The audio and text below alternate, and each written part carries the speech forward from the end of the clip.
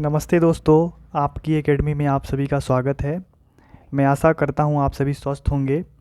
और मेरे द्वारा जो ये यूजीसी नेट हिंदी में यूनिट 7 के अंतर्गत जो कहानियाँ लगी हुई हैं, उसके संदर्भ में जो एक मेरा प्रयास है कि मैं 21 कहानियों के संदर्भ में 21 कहानियों का पाठ करूँगा आपके समक्ष, और उससे तथ्य और एमसीक्यू पीवाईक्यू सभी कुछ पूरा यूनिट 7 की अच्छे से तैयारी आपके समक्ष मैं करवाऊंगा, आपकी तैयारी करवाऊंगा। इस सीरीज़ के अंतर्गत आज जो हमारी कहानी है, 5वीं कहानी है। हम इसके पहले 4 कहानी पे बात कर चुके हैं, आप जाके प्लेलिस्ट में देख सकते हैं। और अगर आप नए हैं तो चैनल को सब्सक्राइब करिए और अपना बेल आइकन को ज़रूर प्रेस कर लीजिए ताकि आने वाली लगातार वीडियो आपको मिलती रहे। और कमेंट बॉक्स में ज़रूर सक्रिय बने रहिए।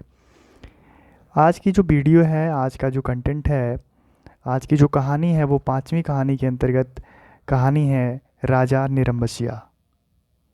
आज हम राजा निरंबसिया का कहानी पाठ करेंगे, उसके तथ्य को जानेंगे और इससे संबंधित पीछे जितने भी पीवाईक्यू यूजीसी नेट में पूछे गए हैं, हम उसको भी देखेंगे। आइए सबसे पहले राजा निरंबसिया से संबंधित जितने भी महत्वपूर्ण तथ्य हैं उसे देखते हैं।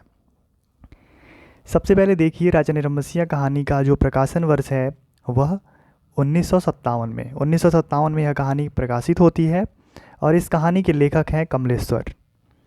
कमलेश्वर आप जानते हैं कि एक बहुत सचेत कहानीकार के रूप में कमलेश्वर को जाना जाता है। इनने कहानी आंदोलन में भी अपना महत्वपूर्ण योगदान दिया है और उन्हीं की ये कहानी है राजा निरंबसिया। राजा निरंबसिया 1957 ईस्वी में कमलेश्वर की पहली कहानी संग्रह भी है। यह एक कहानी भी है और कहानी संग्रह भी है। इसका मतलब मैं आपको बताता हूँ कि राजा निरंबसिया नाम की कमलेश्वर की पहली कहानी संग्रह 1957 में प्रकाशित होती है, जिस कहानी संग्रह के अंतर्गत एक कहानी जो कि 7वें नंबर की कहानी अर्थात अंतिम कहानी है राजा निरंबसिया। आप देखिए, राजा निरंबसिया कहानी संग्रह में कुल 7 कहानी है। पहला कहानी है देवा की माँ, दूसरा कहानी है पानी की तस्वीर, तीसरी कहानी है धूल उड़ जाती है, चौथी कहानी है सुबह का सपना, पांचवी कहानी है मुर्दों की दुनिया, और छठी कहानी है आत्मा की आवाज़, सातवीं कहानी है राजा निरंबसिया। आप इसे ज़रूर नोट कीजिए, क्योंकि ये जो पैटर्न के हिसाब से अब एनटीए प्रश्न पूछ रहा है, उसमें आपके सिलेबस में जितनी भी कहानियाँ लगी हैं वो किस कहानी संग्रह में संकलित हैं और वो कहानी किस नंबर पर आती है, ऐसा भी पूछा गया है पिछले कुछ एग्ज़ामों में। तो राजा निरंबसिया एक कहानी संग्रह भी है और कहानी भी है जिसके लेखक है कमलेश्वर। आगे चलिए हम कहानी के प्रतिपाद्य को देखते हैं। राजा निरंबसिया एक पौराणिक कथा के साथ साथ चंदा की आधुनिक कथा के द्वारा समानांतर दोहरी कथा के माध्यम से आधुनिक जीवन की विसंगतियों का चित्रण करती एक नई कहानी है। चंदा इस कहानी की प्रमुख पात्र है और इस कहानी में एक साथ 2 कहानियाँ पैरेलल चलती हैं। चंदा जगपति की बीमारी और बेरोजगारी से उपजी आर्थिक मजबूरियों से हताश है। चंदा और जगपति आपस में पति पत्नी का इन दोनों का रिलेशन है। चंदा जगपति की पत्नी है। इसके बाद प्रतिपाद्य को समझने के बाद हम देखते हैं इस कहानी में कितने पात्र हैं। इस कहानी में जो नायक है वह है जगपति। पहला पात्र जगपति, यह मुख्य पात्र है, नायक है और कथावाचक का स्कूल दोस्त भी है। और यह शुरुआत में वकील के यहाँ मुहर्रिर का काम करता है। इसे आप ज़रूर नोट कर लीजिए, क्योंकि ये प्रश्न पूछे जाने की संभावनाएं, ऐसे तथ्यों से प्रश्न पूछे जाने की संभावनाएं लगातार बनी रहती हैं। दूसरे पात्र के रूप में हम देखेंगे चंदा को। चंदा जो कि जगपति की पत्नी है। उसके बाद तीसरे पात्र हैं दयाराम, जगपति का रिश्तेदार है दयाराम। दयाराम किस कहानी का पात्र है? अभी इसी वर्ष यूजीसी नेट हिंदी में पूछा गया था। 2024 के जो जून एग्ज़ाम का साइकिल था उसमें पूछा गया था कि दयाराम नामक पात्र किस कहानी के अंतर्गत आया है। उसके बाद जो हमारे समक्ष हम देख पा रहे हैं, बच्चन सिंह नामक पात्र भी इस कहानी में है। बच्चन सिंह जो कि एक अस्पताल में कंपाउंडर का काम करता है। एक पात्र जो कि पैरेलल कहानी, दूसरी कहानी चलती है, उसमें एक राजा निरंबसिया की कहानी चलती है, उसे भी हम पात्र के रूप में लेते हैं। राजा निरंबसिया एक राज्य का राजा है, उनकी रानी भी हैं जो कि राजा की पत्नी है। माँ यानी कथावाचक की माँ भी इस कहानी में, इनका भी जिक्र है। कथावाचक एक कथावाचक है जो कहीं कहीं मैं की शैली में भी ये कहानी चलती है। कथावाचक मैट्रिक पास है, आप इसे ज़रूर नोट कर लीजिए, प्रश्न पूछ सकता है। उसके बाद एक जमुना सुनार नामक पात्र इसमें आता है, और चाची, जगपति की एक चाची है जो बार बार जगपति और चंदा के कोख के ऊपर व्यंग करती है। आगे हम कहानी में देखेंगे। ये हो गया महत्वपूर्ण तथ्य, प्रतिपाद्य और राजा निरंबसिया कहानी के सभी प्रमुख और गौड़ पात्र। इसके बाद हम कहानी पाठ की तरफ चलते हैं। आपके पास अगर टेक्स्ट है तो टेक्स्ट ओपन करिए। अगर हम जिस लाइन को अंडरलाइन कर रहे हैं आप उसे ज़रूर अपने नोट्स में या तो लिख लीजिए या फिर टेक्स्ट में ही अंडरलाइन कर लीजिए।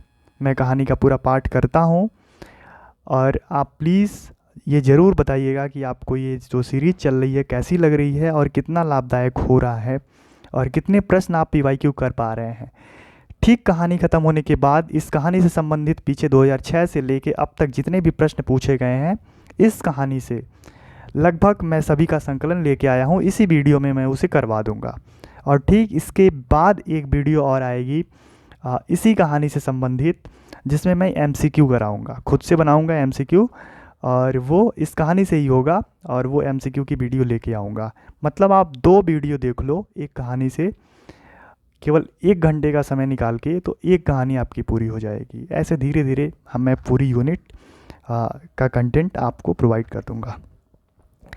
PDF के लिए आप मेरे से बात कर सकते हो, कमेंट में लिख सकते हो, दिए गए टेलीग्राम चैनल को भी आप ज्वाइन कर सकते हो, वहाँ भी मैं PDF प्रोवाइड करा दूँगा। चलिए बिना देर किए हम स्टार्ट करते हैं आज की कहानी, राजा निरंबसिया।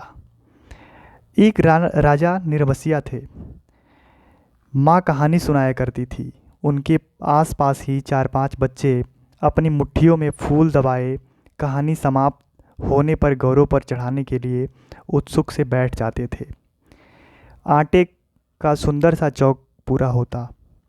उसी चौक पर मिट्टी की 6 गौरें रखी जाती, जिनमें से ऊपर वाली के विधियाँ और सिंदूर लगता, बाकी 5 नीचे दबी पूजा ग्रहण करती रहती। एक और दीपक की बाती स्थिर सी जलती रहती और मंगल घट रखा रहता, जिस पर रोली से सथियाँ बनाया जाता। सभी बैठे बच्चों के मुख पर फूल चढ़ाने की उतावली की जगह कहानी सुनने की सहज स्थिरता उभर आती। एक राजा निरंबसिया थे। माँ सुनाया करती थी। उनके राज में बहुत खुशहाली था। एक जो राजा निरंबसिया थे, उनके राज में क्या था? उनके राज में बहुत खुशहाली था। इसे आप अंडरलाइन कर सकते हैं। सब वर्ण के लोग अपना अपना कामकाज देखते थे, कोई दुखी नहीं दिखाई पड़ता था। राजा के एक लक्ष्मी सी रानी थी। राजा की रानी कैसी थी? किससे उपमा दी गई है इनकी? लक्ष्मी से। राजा की एक लक्ष्मी सी रानी थी, चंद्रमा सी सुंदर और राजा को बहुत प्यारी। राजा राजकाज देखते और सुख से रानी के महल में रहते। मेरे सामने मेरे ख्यालों का राजा था, राजा जगपति। चंदा कह रही है कि मेरे सामने मेरे ख्यालों का एक राजा था, राजा जगपति। तब जगपति से मेरी दांत काटी दोस्ती थी।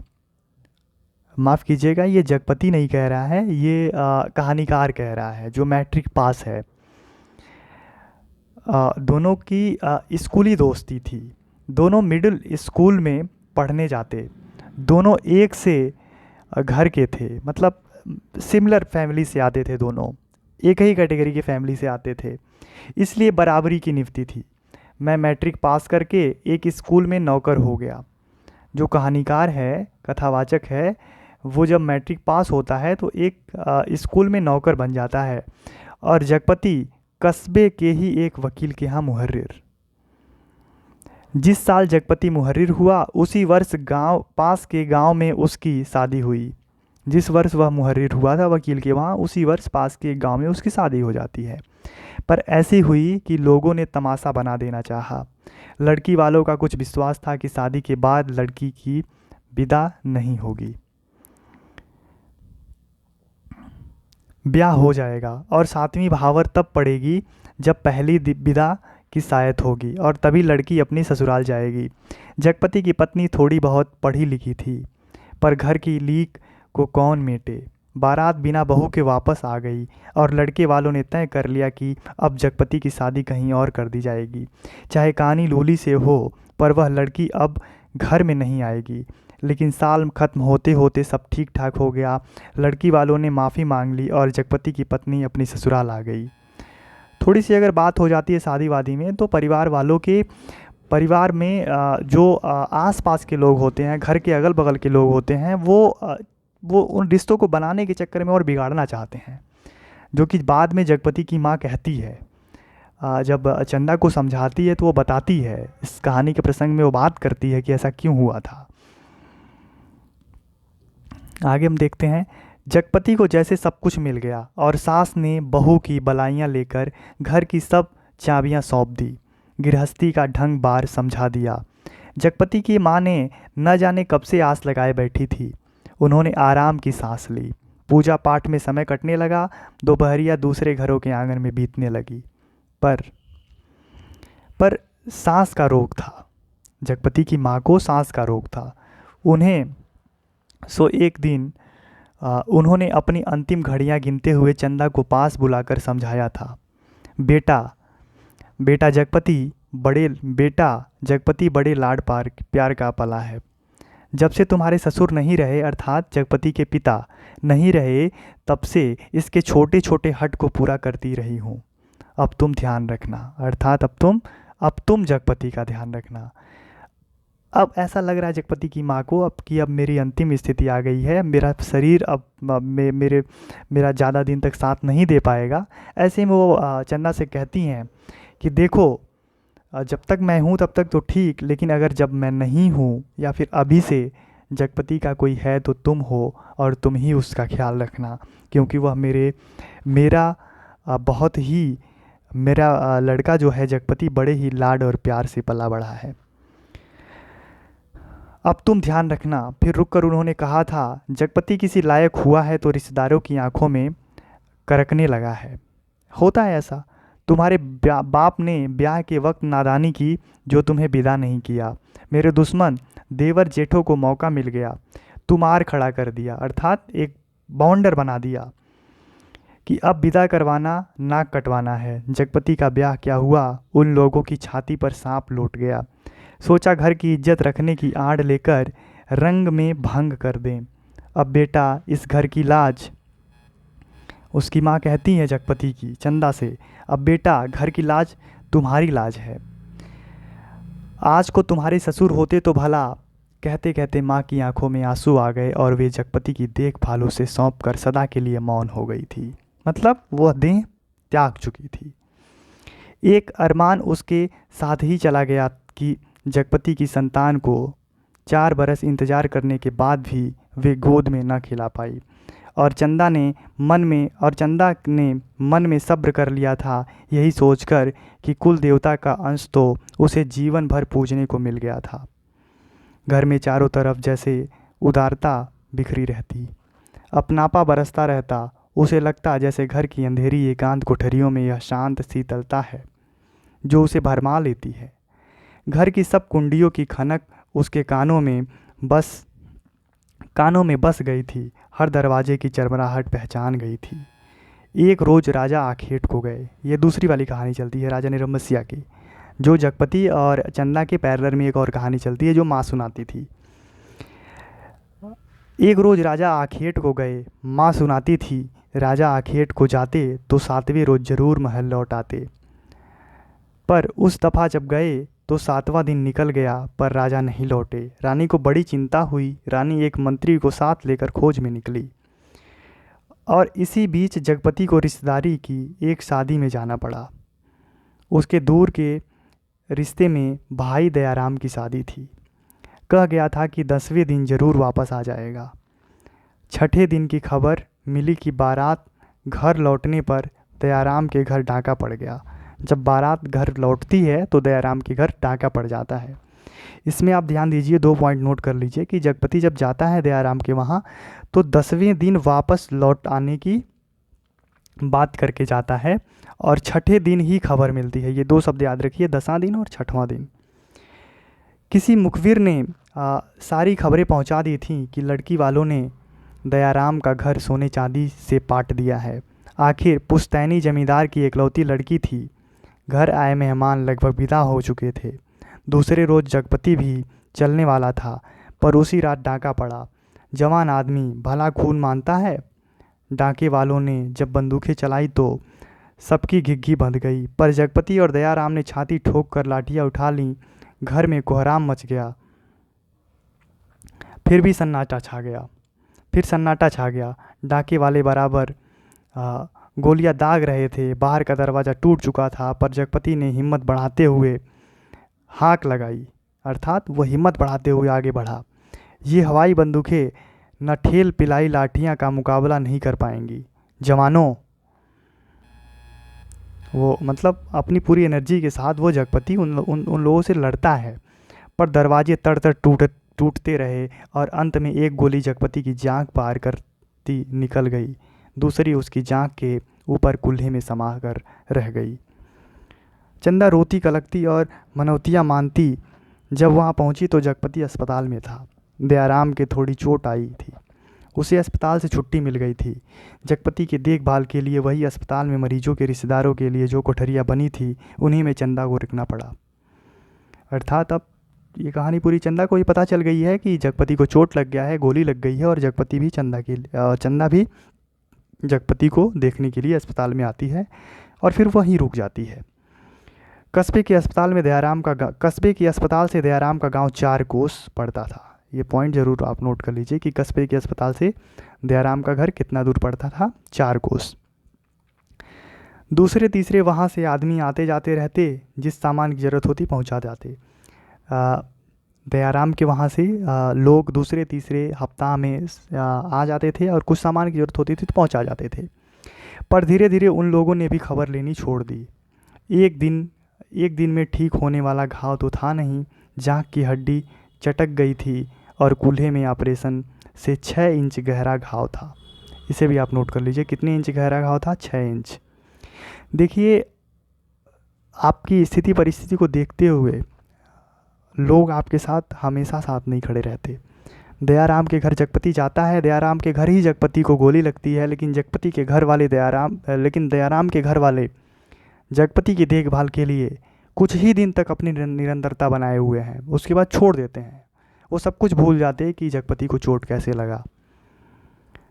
उसके बाद कस्बे का अस्पताल था, कंपाउंडर ही मरीजों की देखभाल करते। बड़ा डॉक्टर तो नाम के लिए था या कस्बे के बड़े आदमियों के लिए, छोटे लोगों के लिए तो कंपाउंडर साहब ही ईश्वर के अवतार थे।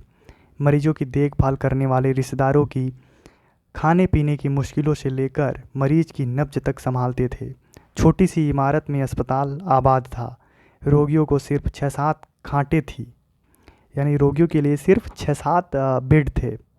मरीजों के कमरे से लगा दवा बनाने का कमरा था। उसी में एक और एक आराम कुर्सी थी और एक नीची सी मेज। उसी कुर्सी पर बड़ा डॉक्टर आकर कभी कभार बैठता था, नहीं तो जिस कुर्सी पर कभी कभार बड़ा आकर बैठता था उस पर नहीं तो बंचन सिंह कंपाउंडर ही जमे रहते। अस्पताल में या तो फौजदारी के शहीद आते या गिर गिरा के हाथ पैर तोड़ लेने वाले एक आध लोग। 6 छमा से कोई औरत दिख गई तो दिख गई, जैसे उन्हें कोई कभी रोग घेरता ही नहीं था। कभी कोई बीमार पड़ती तो घर वाले हाल बता के 8-10 रोज की दवा एक साथ ले जाते और फिर उसके जीने मरने की खबर तक न मिलती। उस दिन बच्चन सिंह जगपति के घाव की पट्टी बदलने आया। उसके आने में और पट्टी खोलने में कुछ ऐसी लापरवाही थी जैसे गलत बंधी पगड़ी को ठीक से बांधने के लिए खोल रहा हो। चंदा को उसकी कुर्सी के पास सांस रोके खड़ी थी। वह और रोगियों से बात करता जा रहा था। इधर मिनट भर को देखता, फिर जैसे अभ्यस्त से उसके हाथ अपना काम करने लगते। पट्टी एक जगह खून से चिपक गई थी। जगपति बुरी तरह कराह उठा। चंदा के मुख से चीख निकल गई। बच्चन सिंह ने सतर्क होकर देखा तो चंदा मुख में धोती का पल्ला खोसे अपनी भयातुर आवाज़ दबाने की चेष्टा कर रही थी। जगपति एक बारगी मछली सा तड़क पर रह गया। बच्चन सिंह की उंगलियां थोड़ी सी थरथराई कि उसकी बाह पर टप से चंदा के आंसू चू पड़े। जगपति जब थर्राया तो चंदा की आंखों से आंसू टूट पड़े। उसे ऐसा लगा जैसे कितना दर्द हो रहा है जगपति को। ये एक पति पत्नी का आपस में रिलेशन होता है, आप इसे समझ सकते हैं। बच्चन सिंह सिहर सा गया और उसके हाथों की अभ्यस्त निठुराई को जैसे किसी मानवीय कोमलता ने धीरे से छू दिया। आह हो कराहो दर्द भरी चीखों और चटकते शरीर के जिस वातावरण में रहते हुए भी वह बिल्कुल अलग रहता था। फोड़ों को पके आम सा दबा देता था, खाल को आलू सा छील देता था। उसके मन में जिस दर्द का एहसास उठ गया था वह उसे आज फिर हुआ। वह बच्चे की तरह फूंक फूंक कर पट्टी को नम करके खोलने लगा। चंदा की ओर धीरे से निगाह उठाकर देखते हुए फुसफुसाया, नहीं। ऐसे करता है, मतलब नहीं, रोगी की हिम्मत टूट जाती है। ऐसे अगर आप करोगे तो रोगी की हिम्मत टूट जाएगी। पर जैसे यह कहते कहते उसका मन खुद अपनी बात से उचट गया। यह बेपरवाही तो चीख और कराहों की एक रास्ता से उसे मिली थी, रोगी की हिम्मत बढ़ाने की कर्तव्य निष्ठा से नहीं। जब तक वह घाव की मरहम पट्टी करता रहा तब तक किन्हीं दो आंखों की करुणा उसे घेरे रही। दो आंखों की करुणा इन द सेंस कि मतलब ये है कि चंदा की दोनों आंखें गड़ाए हुए चंदा देख रही थी कि बच्चन सिंह क्या कर रहा है और कितना दर्द जगपति ये सारे दर्द कैसे झेल रहा है। किन्हीं दो आंखों की करुणा उसे घेरे रही और हाथ धोते समय वह चंदा की उन चूड़ियों से भरी कलाइयों को बेझिझक देखता रहा जो अपनी खुशी उससे मांग रही थी। चंदा पानी डालती जा रही थी और बच्चन सिंह हाथ धोते धोते उसकी कलाइयों, हथेलियों और पैरों को देखता जा रहा था। दवाखाने की ओर जाते हुए उसने चंदा को हाथ के इशारे से बुलाकर कहा, दिल छोटा मत करना, जाँघ का घाव तो 10 रोज में भर जाएगा, कूल्हे का घाव कुछ दिन जरूर लेगा। अच्छी सी अच्छी दवाइयाँ लाऊंगा। दवाइयाँ तो ऐसी हैं कि मुर्दे को भी चंगा कर दे, पर हमारे अस्पताल में नहीं आती। फिर भी मतलब मैं व्यवस्था करूँगा। तो किसी दूसरे अस्पताल से नहीं आ सकती वो दवाइयाँ? चंदा ने पूछा। आ तो सकती हैं, पर मरीज को अपना पैसा खर्चना पड़ता है, उसमें बच्चन सिंह ने कहा। चंदा चुप रह गई तो बच्चन सिंह ने मुंह से अनायास ही निकल पड़ा, किसी चीज़ की ज़रूरत हो तो मुझे बताना। रही दवाइयाँ सो कहीं ना कहीं से इंतजाम करके ला दूंगा। महकमे से मंगाएंगे तो आते आते महीनों लग जाएंगे। शहर के डॉक्टर से मंगवा दूंगा, ताकत की दवाइयों की बड़ी ज़रूरत है उन्हें। अच्छा, देखा जाएगा। कहते कहते वह रुक गया। अच्छा, उन्हें जो भी दवाइयों की ज़रूरत है उसकी व्यवस्था करने की बात वो करता है, उसके बाद वो रुक जाता है। चंदा से कृतज्ञता भरी नज़रों से उसे देखा और उसे लगा जैसे आंधी में उड़ते पत्ते को कोई अटकाव मिल गया हो। आकर वह जगपति की खाट से लगकर बैठ गई। उसकी हथेली लेकर वह सहलाती रही, नाखूनों को अपने पोरों से दबाती रही। धीरे धीरे बाहर अंधेरा बढ़ चला। बच्चन सिंह तेल की एक लालटेन लाकर मरीजों के कमरे में एक कोने में रख गया। चंदा ने जगपति की कलाई दबाते दबाते धीरे से कहा, कंपाउंडर साहब कह रहे हैं। और इतना कहकर वह जगपति का ध्यान आकृष्ट करने के लिए चुप हो गई। क्या कह रहे थे? जगपति ने अनमनी स्वर में बोला। कुछ ताकत की दवाइयाँ तुम्हारे लिए ज़रूरी हैं। मैं मानता हूँ, पर देखो चंदा, चादर के बराबर ही पैर फैलाए जा सकते हैं। हमारी औकात इन दवाइयों की नहीं है। औकात आदमी की देखी जाती है, पैसे की नहीं। तुम तो, चंदा कहती है कि औकात आदमी की देखी जाती है, पैसे की नहीं। देखा जाएगा, कंपाउंडर साहब इंतज़ाम कर देंगे, उनसे कहूँगी मैं। नहीं चंदा, उधार खाते से मेरा इलाज नहीं होगा, चाहे 1 के 4 दिन लग जाए। इसमें तो तुम नहीं जानती कर्ज कोढ़ का रोग होता है, एक बार लगने से तन तो गलता ही है, मन भी रोगी हो जाता है। कितनी प्रासंगिक पंक्तियां हैं कि तुम नहीं जानती कर्ज कोढ़ का रोग होता है, एक बार लगने से तन तो गलता ही है, मन भी रोगी हो जाता है। लेकिन कहते कहते वह रुक गई। यह सुनने के बाद वह कुछ कहना चाहती है चंदा, लेकिन रुक गई। और ये पंक्ति जो है, ये पंक्ति एक बार परीक्षा में पूछी जा चुकी है, यही पंक्ति है। और ये पंक्ति दे के पूछा गया था कि यह पंक्ति, निम्नलिखित पंक्ति किस कहानी से ली गई है। कहते कहते चंदा रुक गई। जगपति अपनी बात को टेक रखने के लिए दूसरी ओर मुंह घुमाकर लेटा रहा और तीसरे रोग जगपति के सिरहाने कई ताकत की दवाइयाँ रखी थी और चंदा की ठहरने वाली कोठरी में उसके लेटने के लिए एक खाट भी पहुंच गई थी। चंदा जब आई तो जगपति के चेहरे पर मानसिक पीड़ा की असंख्य रेखाएं उभरी थीं, जैसे वह अपनी बीमारी से लड़ने के अलावा स्वयं अपनी आत्मा से भी लड़ रहा हो, चंदा की नादानी और स्नेह से भी उलझ रहा हो, सबसे ऊपर सहायता करने वाले दया से जूझ रहा हो। चंदा ने देखा तो यह सब सह ना पाई। उसके जी में आया कि कह दे, क्या आज तक तुमने कभी से उधार पैसे नहीं लिए? पर वह तो खुद तुमने लिए थे और तुम्हें मेरे सामने स्वीकार नहीं करना पड़ा था, इसलिए लेते झिझक नहीं लगी। पर आज मेरे सामने उसे स्वीकार करते तुम्हारा झूठा पौरुष तिलमिलाकर जाग पड़ा है। पर जगपति के मुख पर बिखरी हुई पीड़ा में जिस आदर्श की गहराई थी, वह चंदा के मन में चोर की तरह घुस गई और बड़ी स्वाभाविकता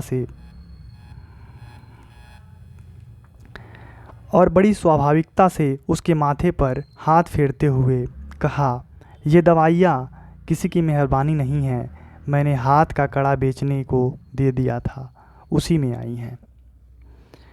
मुझसे पूछा तक नहीं, जगपति ने कहा और जैसे खुद मन की कमजोरी को दबा गया। कड़ा बेचने से तो अच्छा था कि बच्चन सिंह की दया ही ओढ़ ली जाती। और उसे हल्का सा पछतावा भी था कि नाहक वह रौ में बड़ी बड़ी बातें कह जाता है, ज्ञानियों की तरह सीख दे देता है। और जब चंदा अंधेरा होते उठकर अपनी कोठरी में सोने के लिए जाने को हुई तो कहते कहते यह बात दबा गई कि बच्चन सिंह ने उसके लिए एक खाट का इंतजाम भी कर दिया है। कमरे से निकली तो सीधी कोठरी में गई और हाथ का कड़ा लेकर सीधे दवाखाने की ओर चली गई, जहां बच्चन सिंह अकेला डॉक्टर की कुर्सी पर आराम से टांगे फैलाए लैंप की रोशनी की पीली रोशनी में लेटा था। जगपति का व्यवहार चंदा को लग गया था और यह भी कि वह क्यों बच्चन सिंह का एहसान अभी से लाद ले। पति के लिए जेवर की कितनी औकात है। वह बेधड़क सी दरवाजे में घुस गई।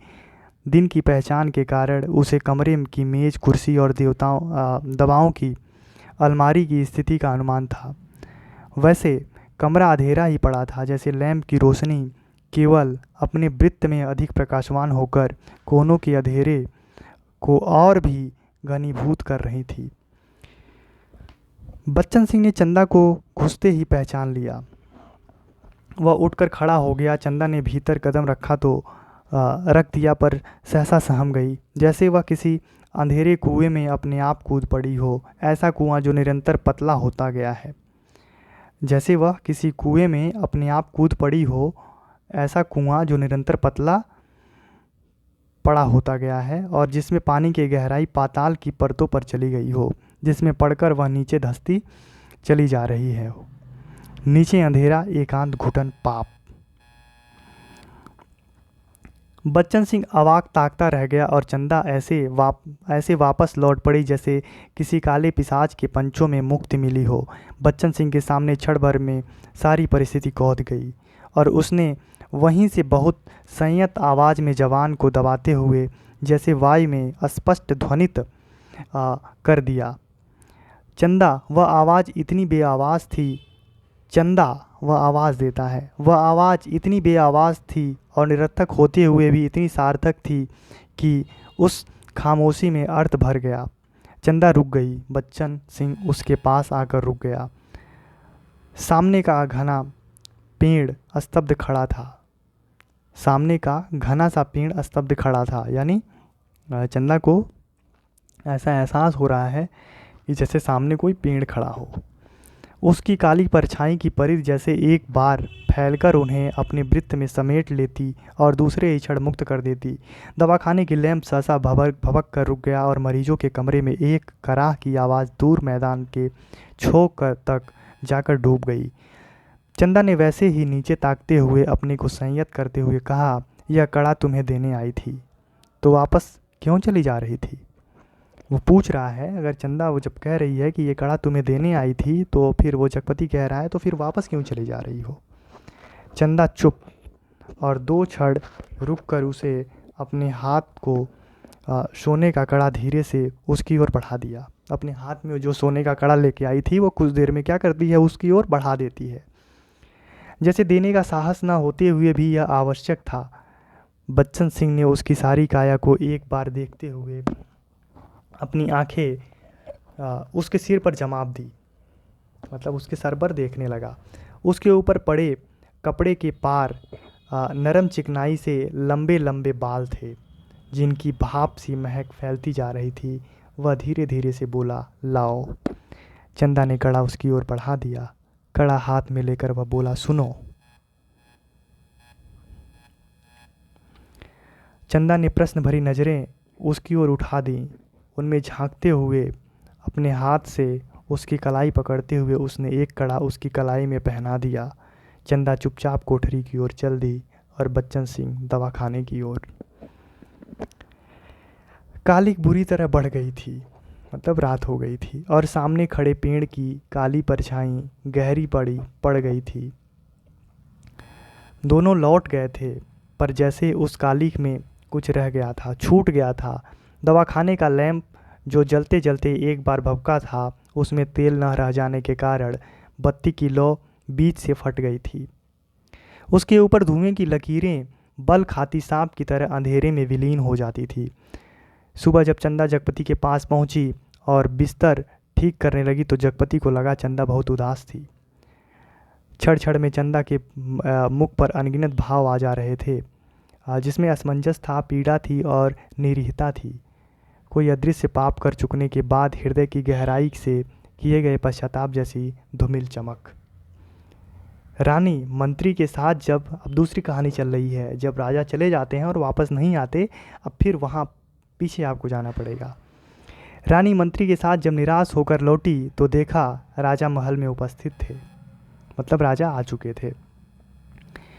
उनकी खुशी का ठिकाना न रहा। माँ सुनाया करती थी पर राजा को रानी की इस तरह मंत्री के साथ जाना अच्छा नहीं लगा। रानी ने राजा को समझाया कि वह तो केवल राजा के प्रति अटूट प्रेम के कारण अपने को न रोक सकी। राजा रानी एक दूसरे को बहुत चाहते थे। दोनों के दिलों में एक बात सूल की गढ़ती रहती कि उनके कोई संतान न थी। राजवंश का दीपक बुझने सा जा रहा था। संतान के अभाव में उनका लोक परलोक बिगड़ा जा रहा था। कुल की मर्यादा नष्ट होने की शंका बढ़ती जा रही थी। दूसरे दिन बच्चन सिंह ने मरीजों की मरहम पट्टी करते वक्त बताया कि उसका तबादला मैनपुरी के सदर अस्पताल में हो गया है और वह परसों यहाँ से चला जाएगा। जगपति ने सुना तो उसे भला ही लगा। उसका तबादला कहाँ पे होता है? मैनपुरी के सदर अस्पताल में। इसे आप नोट कर लीजिए, मैनपुरी के सदर अस्पताल में। जगपति ने सुना तो उसे भला लगा। आए दिन रोग घेरे रहते हैं। बच्चन सिंह उसके शहर के अस्पताल में पहुंचा जा रहा है तो कुछ मदद मिलती ही रहेगी। आखिर वह ठीक तो होगा ही, और फिर मैनपुरी के सिवा कहाँ जाएगा। पर दूसरे ही क्षण उसका दिल अकत भारीपन से भर गया। पता नहीं क्यों चंदा के अस्तित्व का ध्यान आते ही उसे इस सूचना में कुछ ऐसे नुकीले कांटे दिखाई देने लगे जो उसके शरीर में किसी भी समय चुभ सकते थे, जरा सा बेखबर होने पर बीध सकते थे। और तब उसके सामने आदमी की अधिकार की लक्ष्मण रेखाएं धुएं की लकीर की तरह कांप कर मिटने लगी और मन में छुपे संदेह के राक्षस वाना बदल योगी के रूप में घूमने लगे। और 15-20 रोज बाद जब जगपति की हालत सुधर गई तो चंदा उसे लेकर घर लौट आई। जगपति चलने फिरने लायक हो गया था। घर का ताला जब खोला तब रात झुक आई थी और फिर उनकी गली में तो शाम से ही अंधेरा झरना शुरू हो जाता है। पर गली में आते ही उन्हें लगा जैसे कि वनवास काटकर राजधानी लौटे हों। नुक्कड़ पर ही जमुना सुनार जमुना सुनार नामक पात्र आ गया ना। नुक्कड़ पर ही जमुना सुनार की कोठरी में सुरही फिंक रही थी, जिसके दराजदार दरवाजे से लालटेन की रोशनी की लकीर झांक रही थी, और कच्ची तंबाकू का धुआं रोधी गली के मुहाने पर बुरी तरह भर गया था। सामने ही मुंशी जी अपनी जिंगला घटिया के गड्ढे में कुप्पी के मध्यम प्रकाश में खसरा खतौनी बिछाए मिजान लगाने में मशगूल थे।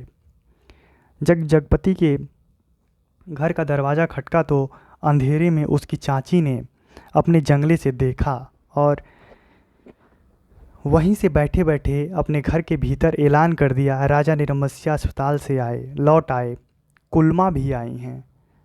क्या कहीं वो कि राजा निरंबसिया अस्पताल से लौट आए, कुलमा भी साथ आई हैं। ये एक व्यंग था जो उनकी चाची राजा निरंबसिया के प्रति करती हैं। आगे हम देखते हैं क्या होता है। ये शब्द सुनकर घर के अंधेरे बरोठे में घुसते ही जगपति हाँफ कर बैठ गया। झुचलाकर चंदा से बोला, अंधेरे में क्या मेरे हाथ पैर तुड़वाएगी? भीतर जाकर लालटेन जला लाओ ना। कि भीतर जाकर लालटेन जला लाओ, मेरे हाथ पैर तुड़वाएगी क्या अंधेरे में? ऐसा वो झुचला कर बोला। और ये झुचलाना इस ओर संकेत करता है कि उसकी चाची ने जो उसके ऊपर व्यंग किया था कि राजा निरंबसिया और कुलमा आ गए, अर्थात जो राजा निरंबसिया जिनकी कहानी चल रही उनकी कोई संतान नहीं है, और इधर जगपति की भी कोई संतान नहीं है। कुलमा एक रूढ़ी शब्द है, जिसके बच्चे नहीं होते, जिसके कोई संतान नहीं होती, ऐसे लोगों के लिए एक कुलच्छिन एक हमारे वहाँ शब्द चलता है। तो इस तरह से वो व्यंग करती हैं उसकी चाची। आगे देखिए क्या होता है। तेल नहीं होगा, इस वक्त ज़रा ऐसे ही काम करना पड़ेगा। कौन कहती है? चंदा। तुम्हारे कभी कुछ नहीं होगा, न तेल न। कहते कहते जगपति एकदम चुप रह गया, और चंदा को लगा कि आज पहली बार जगपति ने उसके व्यर्थ मातृत्व पर इतनी गहरी चोट कर दी, जिसकी गहराई की उसने कभी कल्पना नहीं की थी। दोनों खामोश बिना एक बात किए अंदर चले गए। रात के बढ़ते सन्नाटे में दोनों के सामने दो बातें थी। जगपति के कानों में जैसे कोई व्यंग से कह रहा था, राजा निरंबसिया अस्पताल से आए हैं, और चंदा के दिल में यह बात चुभ रही थी कि तुम्हारे कभी कुछ नहीं होगा। और सिसकती चंदा न जाने कब सो गई, पर जगपति की आंखों में नींद न आई। खाट पर पड़े पड़े उसके चारों ओर एक मोहक भयावना सा जाल फैल गया। लेटे लेटे उसे लगा जैसे उसका स्वयं का आकार बहुत क्षीण होता होता बिंदु सा रह गया, पर बिंदु के हाथ थे, पैर थे, और दिल की धड़कन थी। कोठरी का घुटा घुटा सा अंधियारा, मटमैली दीवारों और गहन गुफाओं सी अलमारियां, जिनमें से बार बार झांक कर देखता था और वह सिहर उठता था। फिर जैसे सब कुछ तब्दील हो गया हो। उसे लगा उसका आकार बढ़ता जा रहा है। वह मनुष्य हुआ, लंबा तगड़ा तंदुरुस्त पुरुष हुआ। उसकी सिराओं में कुछ फूट पड़ने के लिए व्याकुलता से खौल उठा। उसके हाथ शरीर के अनुपात से बहुत बड़े, डरावने और भयानक हो गए। उनके लंबे लंबे नाखून निकल आए। वह राक्षस हुए, दैत्य हुआ, आदिम बर्बर, और बड़ी तेज़ी से सारा कमरा एक बारगी चक्कर काट गया। फिर सब धीरे धीरे स्थिर होने लगा और उसकी सांसें ठीक होती जान पड़ी। फिर जैसे बहुत कोशिश करने पर घिघी बंध जाने के बाद उसकी आवाज़ फूटी, चंदा की नरम सांसों से की हल्की सरसराहट कमरे में जान डालने लगी। जगपति अपनी पाटी का सहारा लेते हुए झुका, कांपते पैर उसके ज़मीन पर रखे और चंदा की खाट के पाए से सिर टिकाकर बैठ गया। उसे लगा जैसे चंदा की इन सांसों की आवाज़ में ज़मीन का संगीत गूंज रहा है। वह उठा और चंदा के मुख पर झुक गया। उस अंधेरे में आंखें गड़ाए गड़ाए जैसे बहुत देर बाद स्वयं चंदा के मुख पर आभा फूटकर अपने आप बिखेरने लगी। उसके नक्श उज्जवल हो उठे और जगपति की आंखों की ज्योति मिल गई। वह मुग्ध सा ताकता रहा।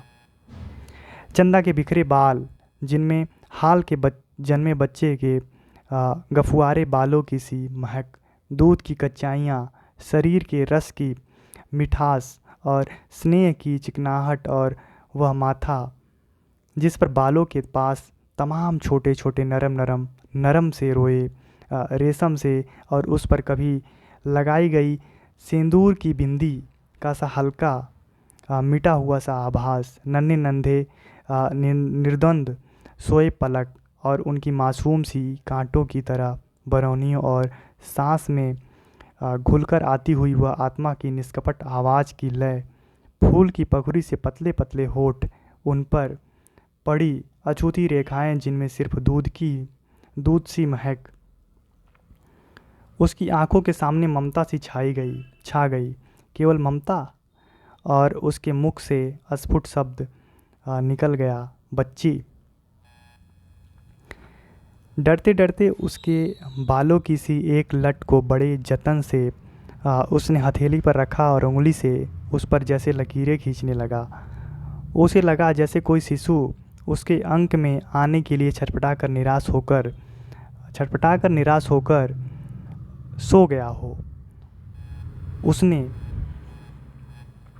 उसने दोनों हथेलियों को पसार कर उसके सिर को अपनी सीमा में भर लेना चाहा और कोई कठोर चीज़ उसकी अंगुलियों से टकराई। वह जैसे होश में आया। बड़े सहारे से उसने चंदा के सिर के नीचे टटोला। एक रुमाल में बंधा कुछ उसके हाथ में आ गया। अपने को संयत करता वह जमीन पर बैठ गया।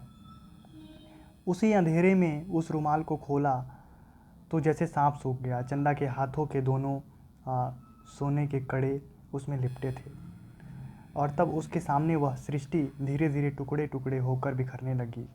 ये कड़े तो चंदा बेचकर इसका इलाज कर रही थी। वे सब दवाइयाँ और ताकत के टानिक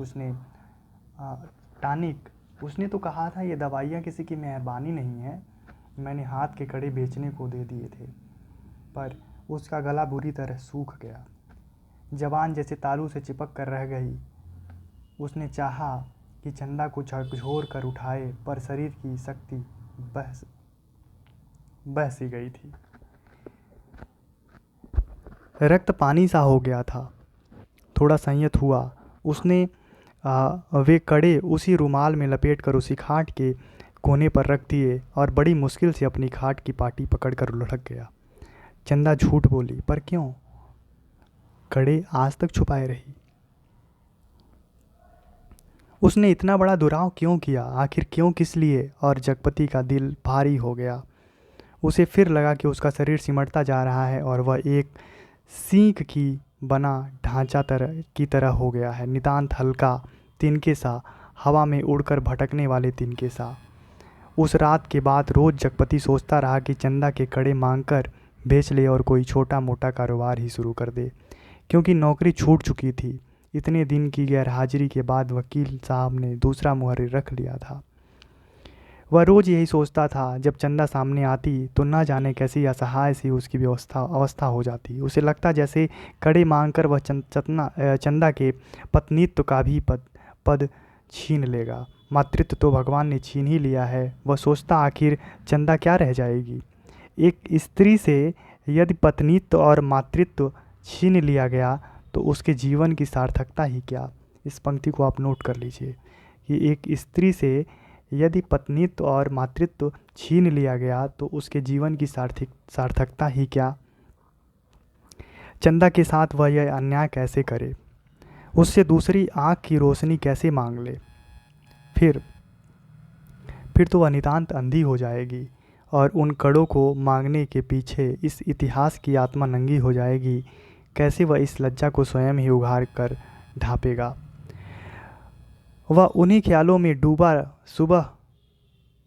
सुबह से शाम तक इधर उधर कांप की टोह में घूमता रहा। किसी से उधार ले ले, पर किस संपत्ति पर? क्या है उसके पास जिसके आधार पर कोई उसे कुछ देगा। और मोहल्ले के जो लोग एक एक पाई पर जान देते हैं, कोई चीज़ खरीदते वक्त भाव में 1 पैसा कम मिलने पर मीलों पैदल जाकर 1 पैसा बचाते हैं।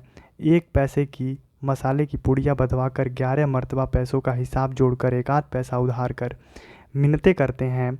सौदा घर लाते हैं। गली में कोई खोचे वाला फंस गया तो 2 पैसे की चीज़ को लड़ झगड़ कर 4 दाने ज़्यादा पाने की नीयत से 2 जगह बदवाते हैं।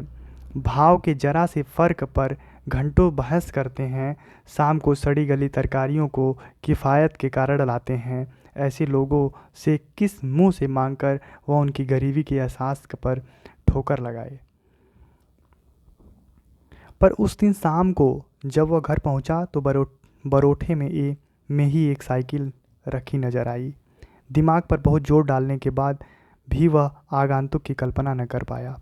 भीतर वाले दरवाजे जब पहुंचा तो सहसा हंसी की आवाज़ सुनकर ठग गया। उस हंसी में एक अजीब सा उन्माद था और उसके बाद चंदा का स्वर,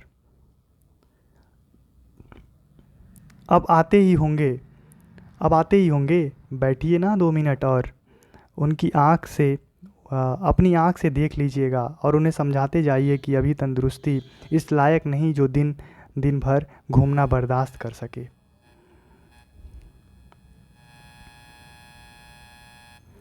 हाँ भाई, कमज़ोरी इतनी जल्दी नहीं मिट सकती। ख्याल नहीं करेंगे तो नुकसान उठाएंगे। कोई पुरुष स्वर था यह। जगपति असमंजस में पड़ गया। वह एकदम भीतर घुस जाए इसमें क्या हर्ज है, पर जब उसने पैर उठाए तो वे बाहर जा रहे थे। बाहर बरोठे में साइकिल को पकड़ते ही उसे सूझ आई। वहीं से जैसे अनजान बनता बड़े प्रयत्न से आवाज़ को खोलता चिल्लाया, अरे चंदा, यह साइकिल किसकी है? कौन मेहरबान? चंदा उसकी आवाज़ सुनकर कमरे से बाहर निकलकर जैसे खुशखबरी सुना रही थी। अपने कंपाउंडर साहब आए हैं। खोजते खोजते आज घर का पता पाए हैं। तुम्हारे इंतज़ार में बैठे हैं। कौन? बच्चन सिंह? अच्छा अच्छा, वही तो मैं कहूँ भला कौन।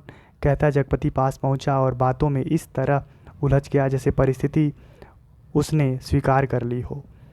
बच्चन सिंह जब फिर आने की बात कहकर चला गया तो चंदा ने बहुत अपनेपन से जगपति के सामने बात शुरू की। जाने कैसे कैसे आदमी होते हैं। क्यों, क्या हुआ? कैसे होते हैं आदमी? जगपति ने पूछा। इतनी छोटी जान पहचान पर तुम मर्दों के घर में न रहते घुसकर बैठ सकते हो? तुम तो उल्टे पैरों लौट आओगे। चंदा कहकर जगपति के मुख पर कुछ इच्छित प्रतिक्रिया देख सकने के लिए गहरी निगाहों में ताकती रही। जगपति ने चंदा की ओर ऐसे देखा जैसे एक बात भी कहने की या पूछने की है। यह बात भी कहने की या पूछने की है। फिर बोला, बच्चन सिंह अपनी तरह का आदमी है, अपनी तरह का अकेला होगा। पर कहते कहते चंदा रुक गई। आड़े वक्त काम आने वाला आदमी है, लेकिन उससे फ़ायदा उठा सकना जितना आसान है उतना मेरा मतलब है कि जिससे कुछ लिया जाएगा उसे दिया भी जाएगा। जगपति ने आंखें दीवार पर गड़ाते हुए कहा और चंदा उठकर चली गई। उस दिन के बाद बच्चन सिंह लगभग रोज ही आने जाने लगा। जगपति उसके साथ इधर उधर घूमता भी रहता। बच्चन सिंह के साथ वह जब तक रहता अजीब सी घुटन उसके दिल को बांध लेती और तभी जीवन की तमाम विषमताएं भी उसकी निगाहों के सामने उभरने लगती। आखिर वह स्वयं एक आदमी है बेकार। यह माना कि उसके सामने पेट पालने की कोई इतनी विकराल समस्या नहीं। वह भूखों नहीं मर रहा है, जाड़े में कांप नहीं रहा है, पर उसके 2 हाथ पैर हैं। शरीर का पिंजरा है। जो कुछ मांगता है कुछ और सोचता है। यह कुछ क्या है? सुख? शायद हाँ, शायद नहीं। वह तो दुख में भी जी सकने का आदी है। अभाव में जीवित रह सकने वाला आश्चर्यजनक कीड़ा है। तो फिर वासना? शायद हाँ, शायद नहीं। चंदा का शरीर लेकर उसने उस क्षणिकता को भी देखा है। तो फिर धन? शायद हाँ, शायद नहीं। अलग अलग तरह के प्रश्न आते हैं। आप देखिए इसमें, शायद हाँ, शायद नहीं, हाँ नहीं, वासना, कीड़ा, पीड़ा, कैसे कैसे प्रश्न उसके अंदर हिलोरे मारते हुए दिख रहे हैं। उसने धन के लिए अपने को खपाया है, पर वह भी तो उस अदृश्य प्यास को बुझा नहीं पाया। तो फिर क्या? वह कुछ क्या है जो उसकी आत्मा में नासूर सा रिश्ता रहता है, अपना उपचार मांगता है। शायद काम? हाँ या नहीं, या यही, बिल्कुल यही जो उसके जीवन की घड़ियों को निपट सूना न छोड़े, जिसमें वह अपनी शक्ति लगा सके, अपना मन डुबो सके। अपने को सार्थक अनुभव कर सके, चाहे उसमें सुख हो या दुख, आरक्षा हो या सुरक्षा, शोषण हो या पोषण, उसे सिर्फ काम चाहिए, करने के लिए कुछ चाहिए। यही तो उसकी प्रकृति आवश्यकता है। पहली और आखिरी मांग है, क्योंकि वह घर में नहीं पैदा हुआ जहाँ सिर्फ जवान जवान हिलाकर शासन करने वाले होते हैं। वह उस घर में भी नहीं पैदा हुआ जहाँ सिर्फ मांग कर जीने वाले होते हैं। वह उस घर का है जो सिर्फ काम करना जानता है, काम ही उसकी आस है, सिर्फ वह काम चाहता है, काम। और एक दिन उसकी काम धाम की समस्या भी हल हो गई। तालाब वाले ऊंचे मैदान के दक्षिणी ओर जगपति की लकड़ी की एक टाल खुल गई, बोर्ड पर टंग गया। टाल की जमीन पर लक्ष्मी पूजन भी हो गया और हवन भी हुआ है। लकड़ी की कोई कमी नहीं थी। गांव में से आने वाली गाड़ियों को इस कारोबार से पैरे हुए आदमियों की मदद से मोल तोल करवा के वहाँ गिरवा दिया गया। गांठें एक और रखी गईं। चैलों का चट्टा करीने में से लग गया और गुद्दे चीरने से के लिए डाल दिए गए। 2-3 गाड़ियों का सौदा करके टाल चालू कर दी गई। भविष्य में स्वयं पेड़ खरीदकर कटाने का तय किया गया। बड़ी बड़ी स्कीमें बनी, किस तरह से जलाने की लकड़ी को बढ़ाते बढ़ाते एक दिन इमारती लकड़ी की कोठी बनेगी, चीरने की नई मशीन लगेगी। कारोबार बढ़ जाने पर बच्चन सिंह भी नौकरी छोड़कर उसी काम में लग जाएगा और उसने महसूस किया कि वह काम में लग गया था। अब 24 घंटे उसके सामने काम, उसके समय का उपयोग, और दिन भर में वह 1 घंटे के लिए किसी का मित्र हो सकता है, कुछ देर के लिए वह पति हो सकता है, और बाकी समय, दिन और रात के बाकी घंटे, उन घंटों के अभाव को सिर्फ उसका अपना काम ही भर सकता है, और वह कामगार था। मतलब अब उसका काम हो गया है और उसके काम खुलवा दी गई है। उसके काम खुलवाने के पीछे सीधा दिख रहा है कि जगपति ने, बच्चन सिंह ने काफ़ी मदद करी है। वह कामदार तो था, लेकिन जब टाल की उस ऊंची ज़मीन पर पड़े छप्पर के नीचे तख्त पर वह गल्ला रखकर बैठता, सामने लगे लकड़ियों के ढेर, कटे हुए पेड़ के तने, जड़ों को लुढ़का हुआ देखता तो एक निरीहता बरबस उसके दिल को बांधने लगती। उसे लगता एक व्यर्थ पिशाच का शरीर टुकड़े टुकड़े करके उसके सामने डाल दिया गया है। फिर इन पर कुल्हाड़ी चलेगी और इनके रेसे रेसे अलग हो जाएंगे, और तब इनकी टठरियों को सुखाकर किसी पैसे वालों के हाथ तक पर तौल कर बेच दिया जाएगा। इसे आराम से, थोड़ा सा मतलब पेशेंस के साथ देखिए। थोड़ी सी कहानी लंबी है, लेकिन आप इसे बीच पे छोड़ के मत जाइएगा। और तब उसकी निगाहें सामने खड़े ताड़ पर अटक जाती, जिसके बड़े बड़े पत्तों पर सुर्ख गर्दन वाले गिद्ध पर फड़फड़ाकर देर तक खामोश बैठे रहते। ताड़ का काला गडरेदार तना और उसके सामने गठरी हुई वायु में निसहाय कांपती भारहीन नीम की पत्तियां चकराती झड़ती रहती। धूल भरी धरती की लकड़ी गड़ियों के पहियों की पड़ी हुई लीक धुंधली सी चमक उठती, और बगल वाले मूंगफली के पेंच की एक रस खरखराती आवाज़ कानों में भरने लगती। बगल वाली कच्ची पगडंडी से कोई गुजर कर टीले के ढलान से तालाब की निचाई में सिमटती और शाम की धुंध छाने लगती, तो वह लालटेन जलाकर छप्पर के खंभे की कील में टांग देता, और उसके थोड़ी ही देर बाद अस्पताल वाली सड़क से बच्चन सिंह एक काले धब्बे की तरह आता दिखाई पड़ता। गहरे पड़ते अंधेरे में उसका आकार धीरे धीरे बढ़ता जाता, और जगपति के सामने जब वह आकर खड़ा होता तो वह उसे बहुत विशाल सा लगने लगता, जिसके सामने उसने अपना अस्तित्व डूबता महसूस होता। एक आध बिक्री की बातें होती और तब दोनों घर की ओर चल देते। घर पहुंचकर बच्चन सिंह कुछ देर जरूर रुकता, बैठता, इधर उधर की बातें करता। कभी मौका पड़ जाता तो जगपति और बच्चन सिंह की थाली भी साथ लग जाती। चंदा सामने बैठकर दोनों को खिलाती। बच्चन सिंह बोलता जाता, क्या तरकारी बनी है, मसाला ऐसा पड़ा है कि उसकी भी बहार है, और तरकारी का स्वाद भी न मरा। होटलों में या तो मसाला ही मसाला रहेगा या फिर तरकारी ही तरकारी। वाह वाह, क्या बात है अंदाज की। और चंदा बीच बीच में टोक कर बोलती जाती, इन्हें तो जब तक दाल में प्याज का भुना घी न मिले तब तक पेट ही नहीं भरता। यह सिरका अगर इन्हें मिल जाए तो समझो सब कुछ मिल गया। पहले मुझे सिरका न जाने कैसा लगता था, पर अब ऐसा जवान पर चढ़ा कि या इन्हें कागज़ की पतली रोटी पसंद ही नहीं आती। अब मुझसे कोई पतली रोटी बनाने को कहे तो बनती ही नहीं, आदत पड़ गई है। और फिर मन ही मन करता और फिर मन ही नहीं करता। पर चंदा की आंखें बच्चन सिंह की थाली पर ही जमी रहती। रोटी निपटी तो रोटी परोसती, दाल खत्म नहीं हुई तो भी एक चमचा और परोसती। और जगपति सिर झुकाए खाता रहता। सिर्फ एक गिलास पानी मांगता और चंदा चौंक कर पानी देने से पहले कहती, अरे तुमने तो कुछ लिया ही नहीं। कहते कहते वह पानी दे देती और तब उसके दिल पर गहरी चोट लगती। न जाने क्यों वह खामोशी की चोट उसे बड़ी पीड़ा दे जाती। पर वह अपने को समझा लेती, कोई मेहमान तो नहीं है, मांग सकते थे, भूख नहीं होगी। जगपति खाना खाकर टाल पर लेटने चला जाता, क्योंकि अभी तक कोई चौकीदार नहीं मिला था।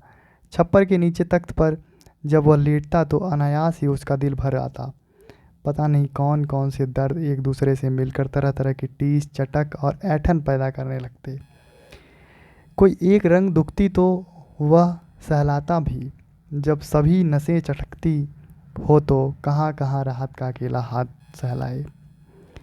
लेटे लेटे उसकी निगाह ताड़ के उस ओर बनी पुख्ता कब्र पर जम जाती, जिसके सिहारने कटीला बबूल का एकागी पेड़ शून्य सा खड़ा रहता। जिस कब्र पर एक पर्दानसीन औरत बड़ी लिहाज से आकर सवेरे सवेरे बेला और चमेली के फूल चढ़ा जाती।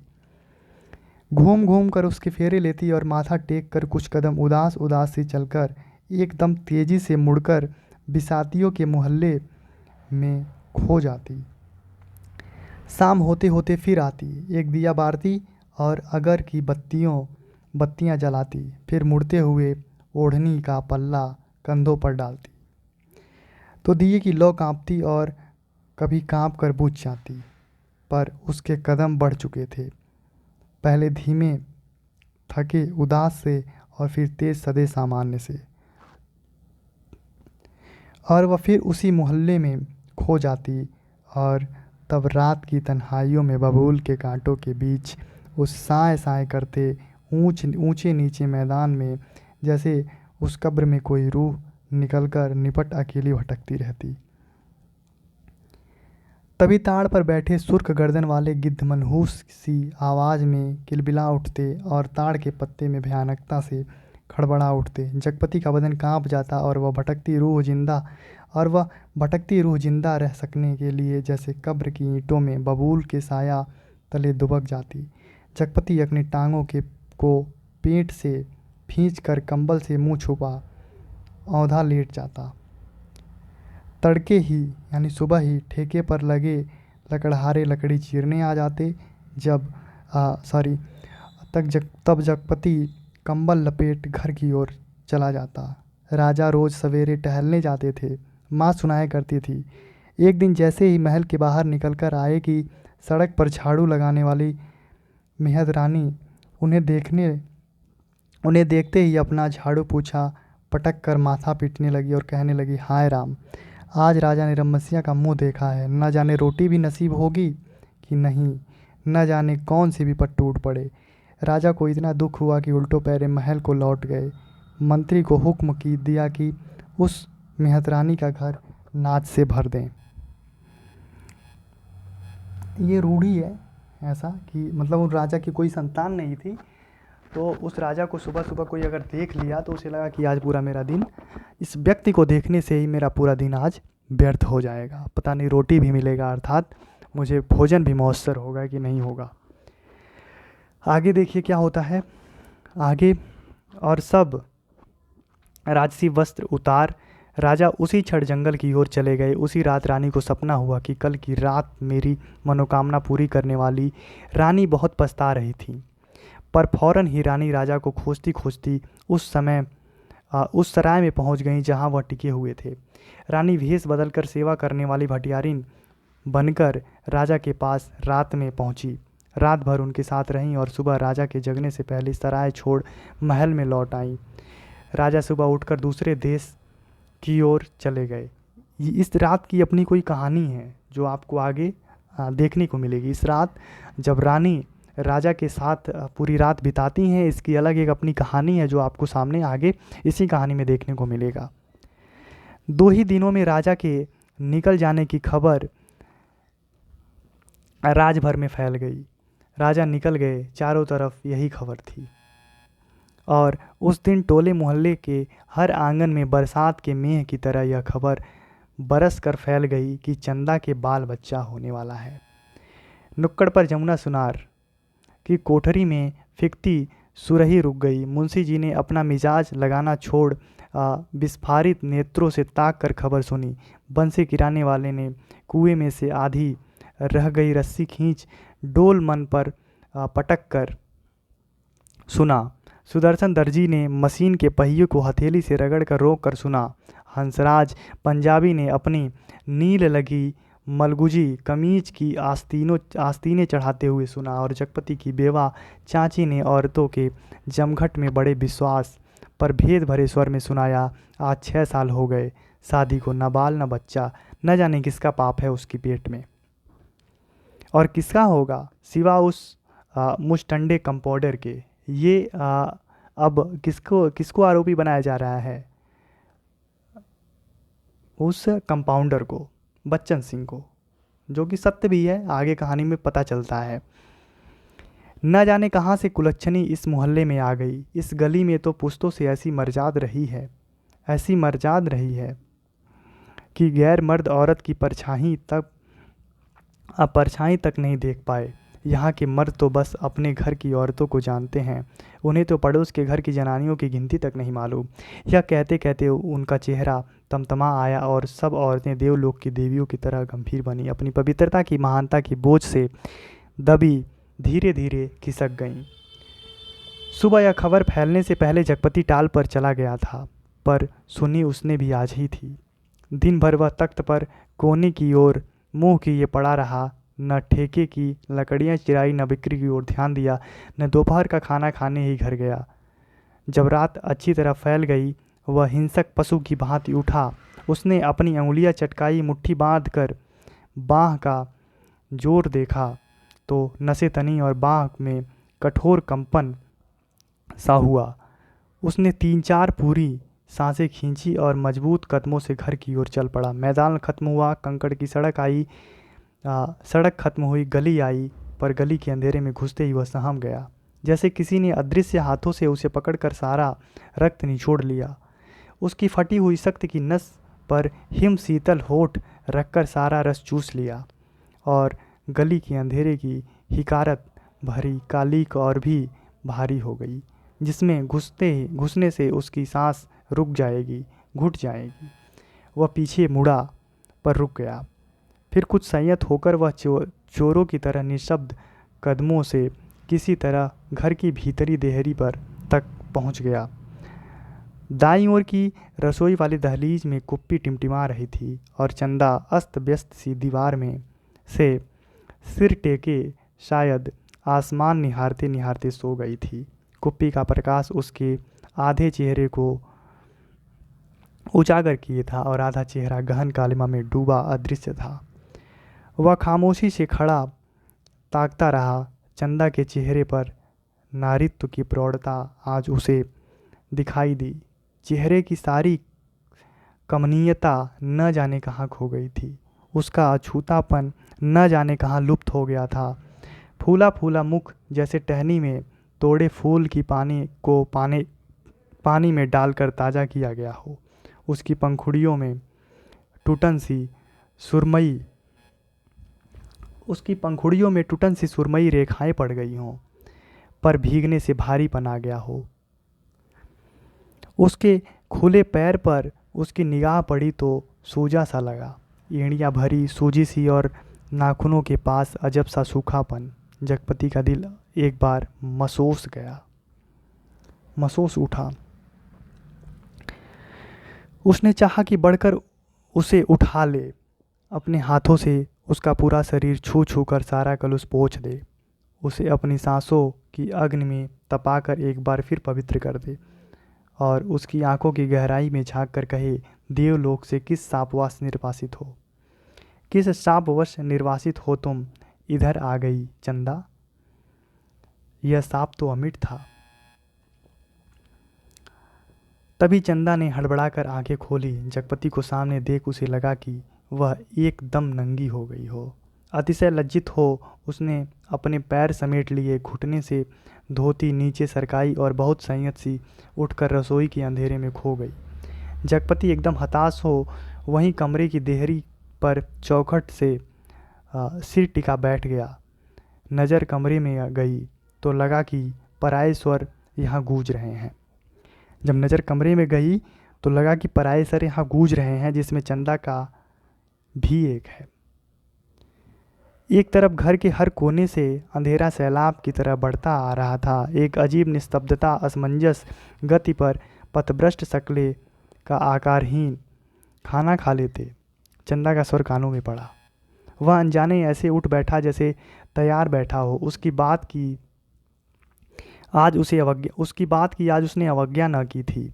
खाने को बैठ गया पर कौर नीचे नहीं सरक रहा था। तभी चंदा ने बड़े सधे शब्दों में कहा, कल मैं गांव जाना चाहती हूँ। जैसे वह इस सूचना से परिचित था। बोला, अच्छा। चंदा फिर बोली, मैंने बहुत पहले घर चिट्ठी डाल दी थी, भैया कल लेने आ रहे हैं। तो ठीक है, जगपति वैसे ही डूबा डूबा बोला। चंदा का बांध टूट गया और वह वहीं घुटनों में मुंह दबाकर कातर सी फपक फपक कर रो पड़ी। न उठ सकी न हिल सकी। जगपति क्षण भर को विचलित हुआ, पर जैसे जम जाने के लिए उसके होठ फड़के और क्रोध के ज्वालामुखी को जबरन दबाते हुए वह फूट पड़ा। यह सब मुझे क्या दिखा रही है बेशरम, बेगैरत। उस वक्त नहीं सोचा था जब मेरी लाश तले डॉट डॉट। तब की बात झूठ है। सिसकियों के बीच चंदा का स्वर फूटा। आप इसे समझिए, यहाँ क्या चल रहा है, इन दोनों के बीच कैसी बातें चल रही हैं। सिसकियों के बीच चंदा का स्वर फूटा, लेकिन जब तुमने मुझे बेच दिया, मतलब वो क्या कह रही है, जब तुमने जगपति से बच्चन सिंह से पैसा ले लिया, मुझे बेच दिया। वो इनडायरेक्टली होता है ना, जब कोई व्यक्ति किसी को कुछ देता है तो कुछ पाने की इच्छा प्रत्यक्ष या अप्रत्यक्ष रूप से करता ही है। तो यही कह रही है कि इस बात से अब क्या फ़र्क पड़ता है जब तुमने मुझे बेच ही दिया।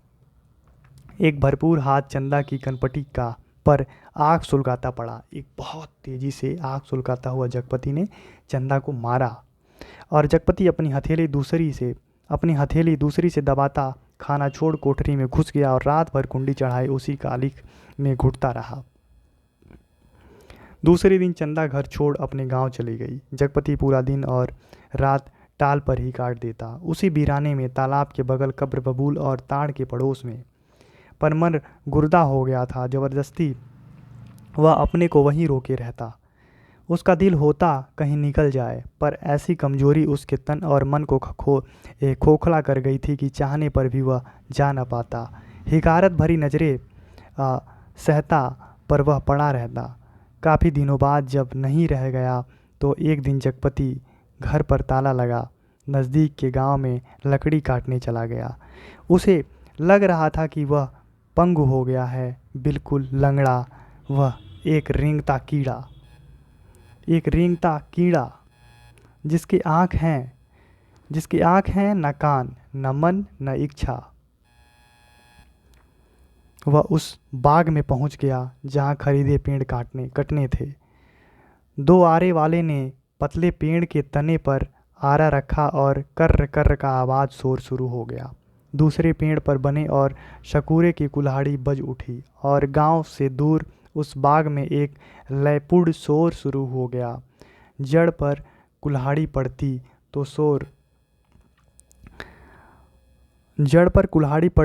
तो पूरा पेड़ थर्रा पड़ता। जड़ पर कुल्हाड़ी पड़ती तो पूरा पेड़ थर्रा जाता। करीब के खेत की मेड़ पर बैठे जगपति का शरीर भी जैसे कांप कांप उठता। चंदा ने कहा था, लेकिन जब तुमने मुझे बेच दिया, क्या वह ठीक कहती है? क्या बच्चन सिंह ने टाल के लिए जो रुपए दिए थे उसका ब्याज इधर चुकता हुआ? क्या सिर्फ वही रुपए आग बन गए जिसकी आँच में उसकी सहनशीलता, विश्वास और आदर्श मोम से पिघल गए? शगुरे शगुरे बाग में लड़े दड़े पर से किसी ने आवाज़ लगाई। शगुरे ने कुल्हाड़ी रोककर वहीं से हाँक लगाई। कोने के खेत से लीक बनी है, जरा मेड़ मारकर नंगा ला गाड़ी, इस पार लेके आ गाड़ी। जगपति का ध्यान भंग हुआ। उसने मुड़कर डंडे पर खड़ी गड़ाई। 2 भैंसा गाड़ियाँ लकड़ी भरने के लिए आ पहुंची थी। शकुरे ने जगपति के पास आकर कहा, एक मिनट।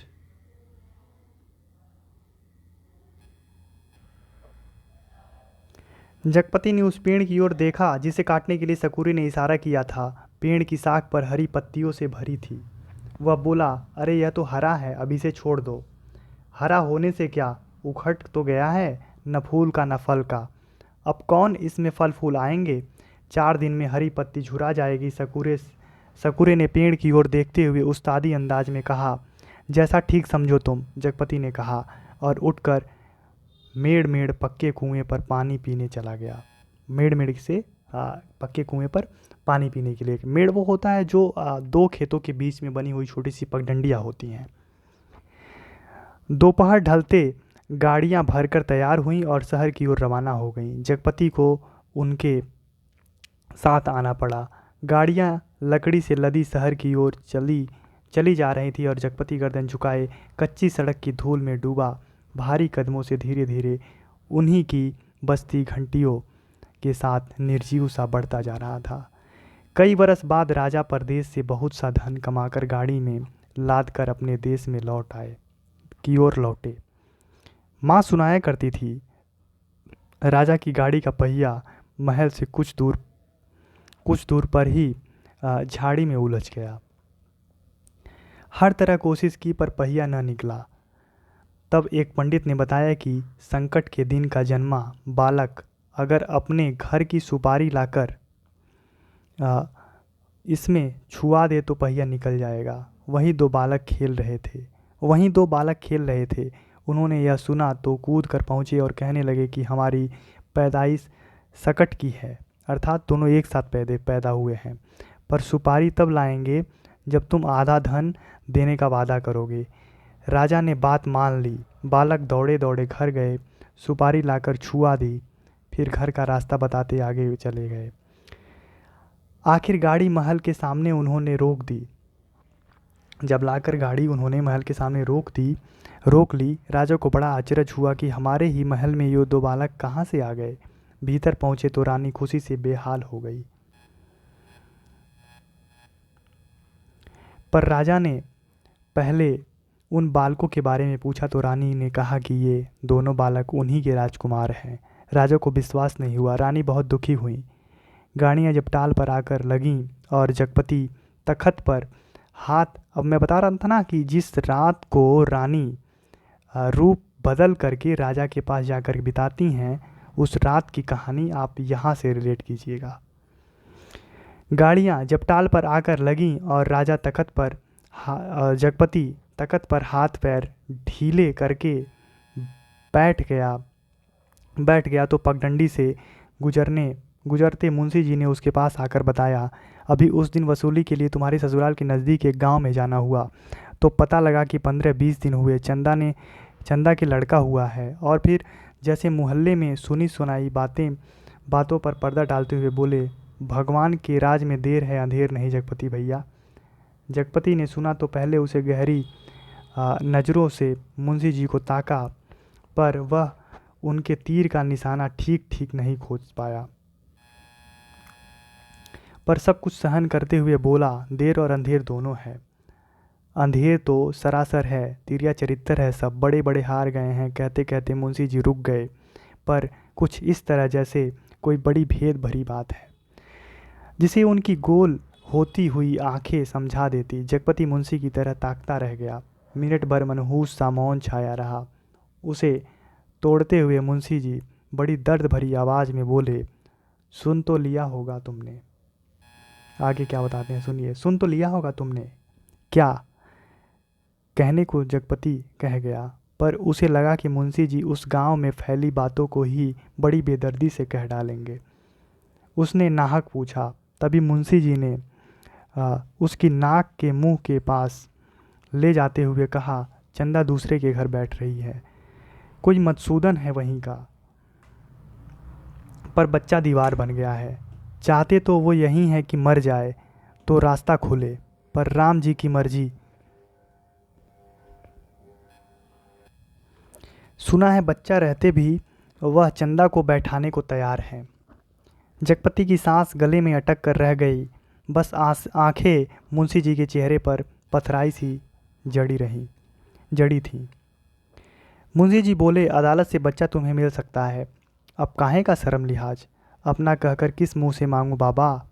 हर तरफ तो कर्ज से दबा हूँ, तन से, मन से, पैसे से, इज्जत से। किसके बल पर दुनिया संजोने की कोशिश करूं। कहते कहते वह अपने में खो गया।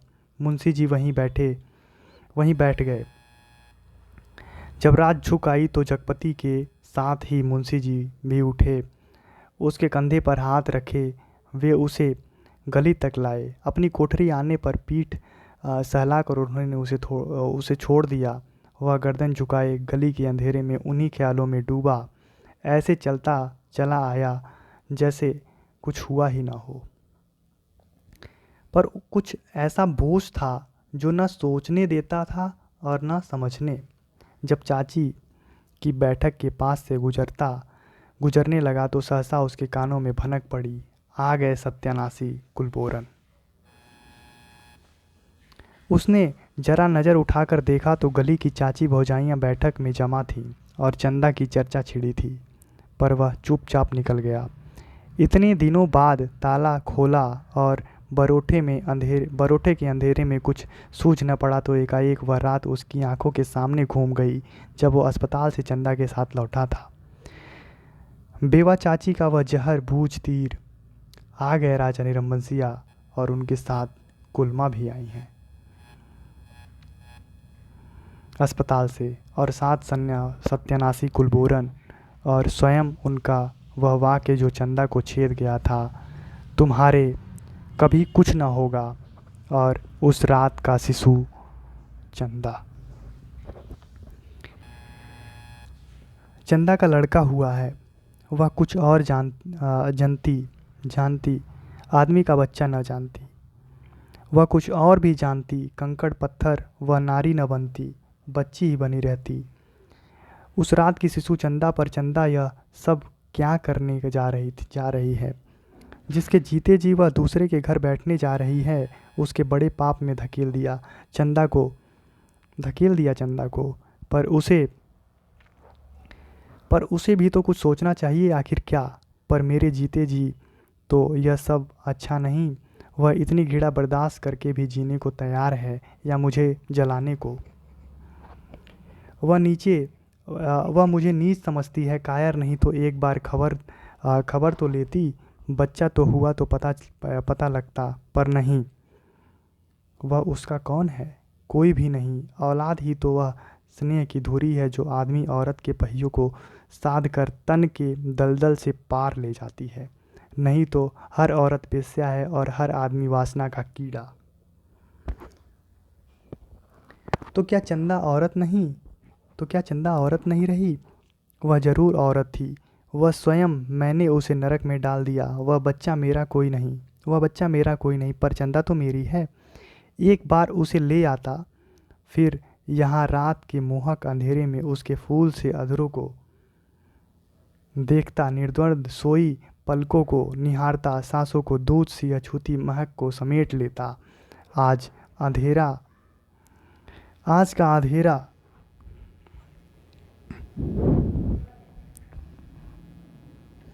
एक मिनट, कहानी थोड़ी लंबी है, पेशेंस के साथ आप इसे सुनिए और अपने सामने टेक्स्ट को रखे रहिए। बस थोड़ा सा बचा है कहानी, एक पेज और बची हुई है। आज का अंधेरा, घर में तेल भी नहीं, जो दिया जला ले। और फिर किसके लिए कौन जलाए? चंदा के लिए, पर उसे तो बेच दिया था। सिवा चंदा के कौन सी संपत्ति उसके पास थी जिसके आधार पर कोई कर्ज देता? कर्ज न मिलता तो यह सब कैसे चलता? काम पेड़ कहाँ से कटते? और तब सकूरे के वे शब्द उसके कानों में गूंज गए। हरा होने से क्या उखड़ तो गया है? वह स्वयं भी तो एक उगता हुआ पेड़ है, न फल का न फूल का, सब व्यर्थ ही तो है। जो कुछ सोचा उस पर कभी विश्वास न कर पाया। चंदा को चाहता रहा, पर न पर उसके दिल में चाहत न जगा पाया। उसे कहीं से एक पैसे मांगने पर डांटता रहा, पर खुद लेता रहा। और आज वह दूसरे के घर में बैठ रही है, उसे छोड़कर वह अकेला है। हर तरफ बोझ है जिसमें उसकी नस नस कुचली जा रही है। रग रग फट गई है और वह किसी तरह टटोल टटोल कर भीतर घर में पहुंचा। रानी अपने घर देवता के मंदिर में पहुंची। माँ सुनाया करती थी, अपने सतीत्व को सिद्ध करने के लिए उन्होंने घोर तपस्या की। राजा देखते रहे, कुल देवता प्रसन्न हुए और उन्होंने अपनी दैवी शक्ति से दोनों बालकों को तत्काल जन्मे शिशुओं में बदल दिया। रानी की छातियों से दूध भर आया और उनमें से धार फूट पड़ी, जो शिशुओं के मुंह में गिरने लगी। राजा को रानी के सतीत्व का सबूत मिल गया। उन्होंने रानी के चरण पकड़ लिए और कहा कि तुम देवी हो, यह मेरे पुत्र हैं। और उस दिन से राजा ने फिर से राजकाज संभाल लिया। पर उस रात जगपति अपना सारा कारोबार त्याग अफीम और तेल पीकर मर गया, लेकिन क्योंकि चंदा के पास कोई दैवी शक्ति नहीं थी। अब देखिए क्या होता है, उसी रात जो जगपति था, जगपति आत्महत्या कर लेता है। अफीम और तेल पीकर वो मर जाता है और कहता है क्योंकि चंदा के पास कोई दैवी शक्ति नहीं थी और जगपति राजा नहीं था, बच्चन सिंह कंपाउंडर का कर्जदार था।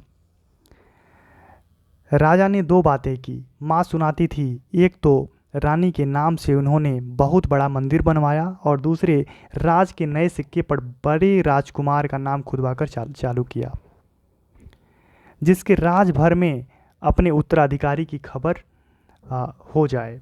जगपति ने मरते वक्त दो पर्चे छोड़े। राजा ने भी दो काम किया था, जगपति ने भी दो पर्चे छोड़े मरते वक्त, एक चंदा के नाम, दूसरा कानून के नाम। ये प्रश्न पूछ सकता है कि जगपति ने मरते वक्त कितने पत्र लिखे थे, कितने पर्चे लिखे थे और किसके नाम लिखे थे। तो इसे आप नोट कर लीजिए, एक चंदा के नाम और दूसरा कानून के नाम।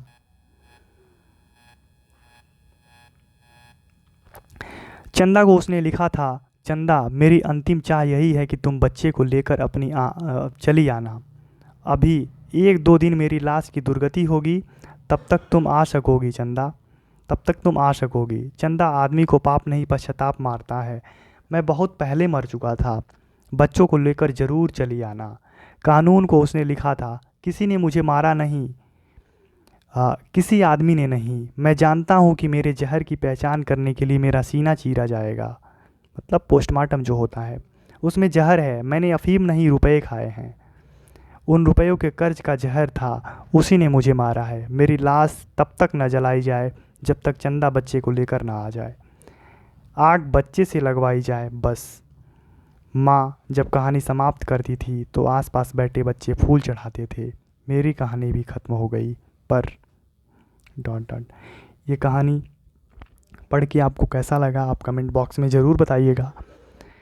इसके बाद मैं इस कहानी से संबंधित जितने भी PYQ पूछे गए हैं पिछले वर्षों में, मैं उसे करूँगा इसी वीडियो में। 5-7-10 वीडियो में 10 मिनट में हो जाएगा, तो मैं तुरंत करता हूँ। ये कहानी पढ़ के आपको कैसा लगा? और ये कहानी पढ़ते समय आप थोड़ी सी दिक्कत, थोड़ी सी बोरियत भी हो सकती थी या हुई ही होगी, मैं उसे नज़रअंदाज नहीं करता हूँ, लेकिन क्या करिएगा, पढ़ना तो ज़रूरी है और पढ़ना भी पड़ेगा। राजा नीरवसिया कहानी से संबंधित जितने भी PYQ हैं मैं इसी लगे हाथ करा देता हूं, और आप देखिए कि आप टेक्स्ट पढ़ने के तुरंत बाद कितनी कहानियों को या कितने प्रश्नों को समझ पा रहे हैं और कितना प्रश्न सही कर पा रहे हैं। मेरी बात मानिए तो अपने सामने एक कॉपी रखिए और एक पेन लीजिए, और मैं जो भी प्रश्न करा रहा हूँ उसका उत्तर अपनी कॉपी में लिखिए, और कॉपी में लिखने के बाद आप लास्ट में पता करिए कि कितने प्रश्न आपके सही हुए। पहला प्रश्न है कि बच्चन सिंह बच्चन सिंह सिहर सा गया और उसके हाथों की अभ्यस्त निठुराई को जैसे किसी मानवीय कोमलता ने धीरे से छू लिया। उपर्युक्त कथन किस कहानी का है? ए, अमृतसर आ गया है। बी, सिक्का बदल गया है। सी, राजा निरबसिया। डी, उसने कहा था। इसका उत्तर है राजा निरबसिया। उत्तर की तरफ चलते हैं। उत्तर देखिए, उत्तर में भी है राजा निरबसिया 1957। यह प्रश्न यूजीसी नेट हिंदी जून 2019 में पूछा गया था। आपके सामने एक एविडेंस के साथ ऑथेंटिक जानकारी है, आप यहाँ से देख सकते हैं। अगला प्रश्न है कि जगपति की बीमारी और बेरोजगारी से उपजी आर्थिक मजबूरियों से त्रस्त पत्नी चंदा की कहानी है। Option A, Raja Nirbasiya. Option B, Neeli Jheel. सी, सफ़ेद तितलियाँ। डी, सीने का दर्द। इसका भी उत्तर है राजा निरबसिया।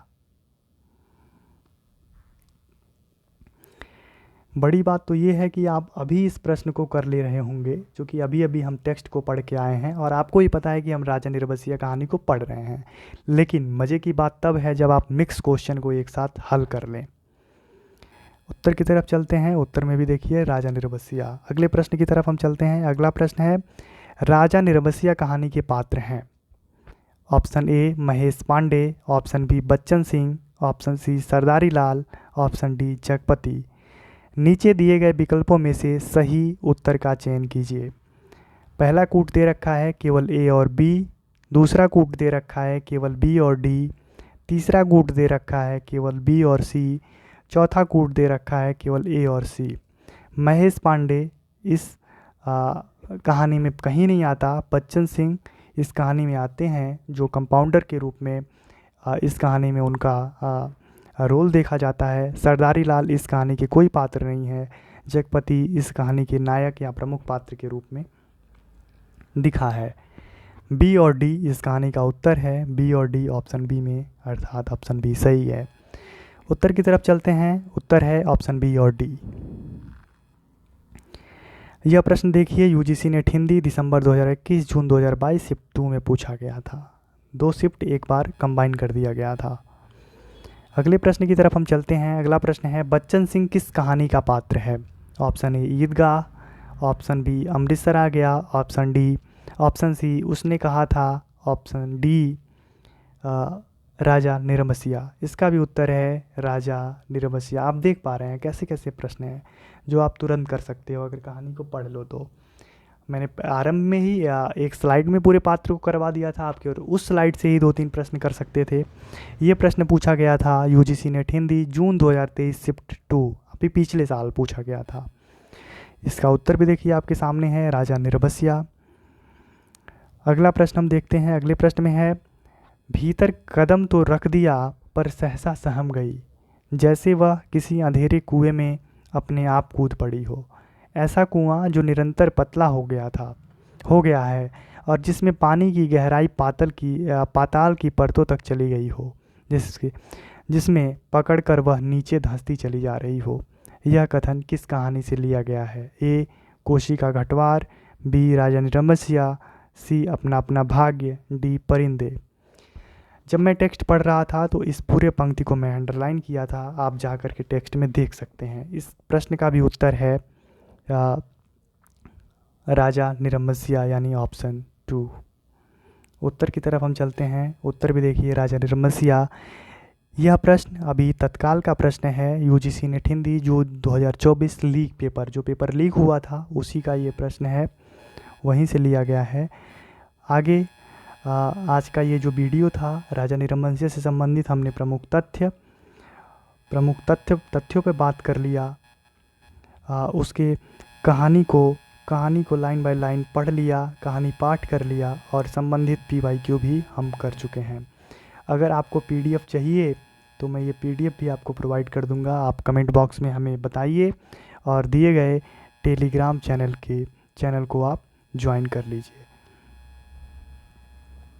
टेलीग्राम चैनल पे आपको मिल जाएगा और प्लीज़ चैनल को सब्सक्राइब कीजिए और हमें कमेंट बॉक्स में ज़रूर बताइए कि आपको हमारा ये जो सीरीज़ चल रहा है ये कितना लाभ है और इससे आपको कितना लाभ हो रहा है। और निसंदेह आपको यूजीसी नेट हिंदी दिसंबर में जो परीक्षा होने वाला है, हमारी इस सीरीज़ से आपको बहुत लाभ होने वाला है।